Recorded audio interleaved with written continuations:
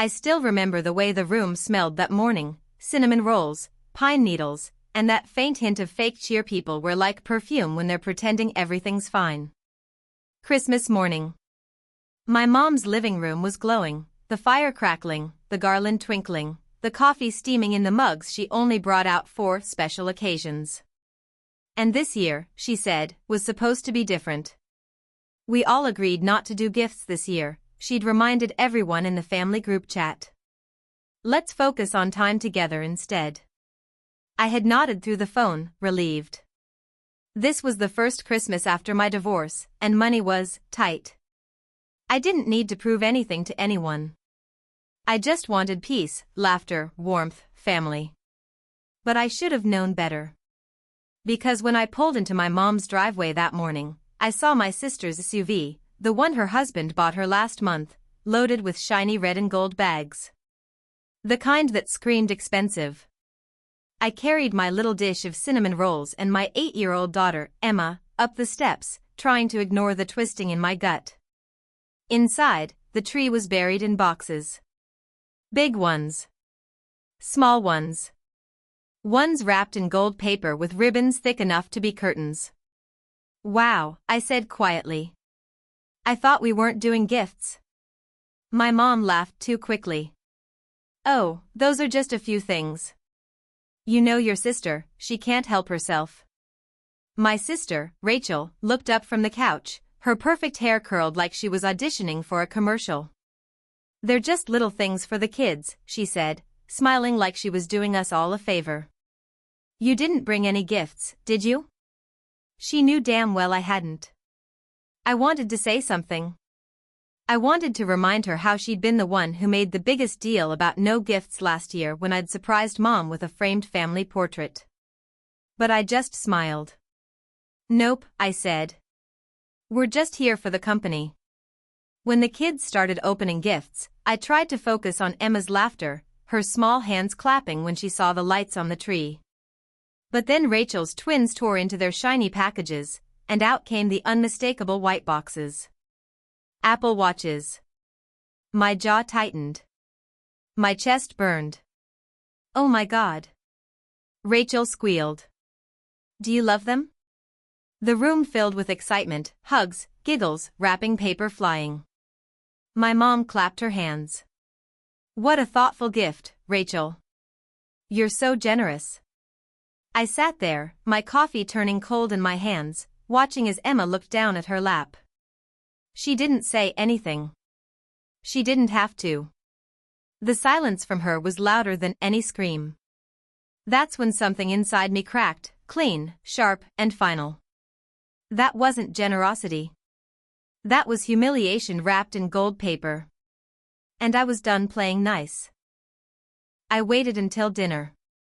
The table was perfect, candles, ham, mashed potatoes. Rachel was talking about their trip to Aruba.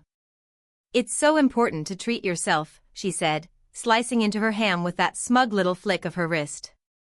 Yeah, I said softly. It must be nice to treat yourself and your kids when everyone else agreed not to. She looked up. What's that supposed to mean? Mom frowned. Sarah, don't start. No, I said, my voice steady now. Let's start. Let's talk about how we all agreed not to do gifts this year. Let's talk about how you texted everyone, every single person, that you wanted to keep it simple, but somehow, your kids are sitting here with Apple Watches while mine is pretending she doesn't care. Rachel's face flushed. It's not my fault you didn't want to give anything. Maybe you should have planned better. I laughed. The sound shocked even me. Planned better? You mean lied better? That's what you're good at, Rachel. Lying. You lie to Mom. You lie to me. You even lie to yourself. Sarah. Mom snapped. Enough. No, Mom. Not enough. I stood up, shaking now. You let her do this every single year. You always make excuses for her. Oh, Rachel's just thoughtful, or Rachel means well. But she doesn't. She loves this. Making everyone feel small. Making me feel small. Like I'm the poor, broken sister who can't keep up. Rachel pushed back from her chair. You're being ridiculous. Am I? I said, pulling my phone from my pocket. I opened our family group chat and held it up. Because here's the text you sent 3 weeks ago, Rachel. No gifts this year. Promise me, everyone. And then, I flipped to a screenshot I'd taken the night before, a photo Rachel's husband posted of their Christmas haul with the caption they're gonna freak out when they see what we got them tomorrow. The table went silent. You could hear the fire crackle in the other room. Rachel's husband shifted uncomfortably. Babe, he muttered. Rachel glared at me. You're pathetic, Sarah. I smiled, the kind of smile that comes when something inside finally clicks. No, Rachel. I'm free. And that's when I did it. I turned to my mom. You know what's funny? Rachel wasn't the only one lying. Remember when you told me not to worry about paying you back for the loan for Emma's braces? You said it was your Christmas gift to us? I checked your bank statement when I helped you fix your online banking. You transferred that money back to yourself from Dad's inheritance fund. The one you said was gone. Mom's fork clattered onto her plate. Rachel's eyes widened.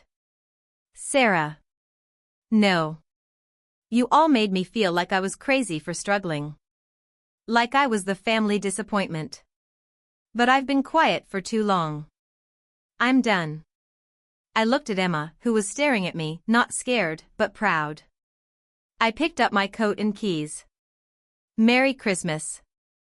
And I walked out. That should have been the end of it. But a week later, Rachel called. Crying. Mom's furious with me, she said between sobs. She took me off the will. She said I embarrassed her. I leaned back in my chair, letting her words sink in. You did that yourself, I said calmly. Sarah, please. I don't owe you anything, I said, and hung up. That night, Emma crawled into bed beside me. Mom, she whispered. I'm glad you said something. I kissed her forehead. Me too, sweetheart. For years, I thought keeping peace meant keeping quiet. But sometimes peace isn't silent, it's loud, messy, and it burns everything fake to the ground. And when it does, what's left is real.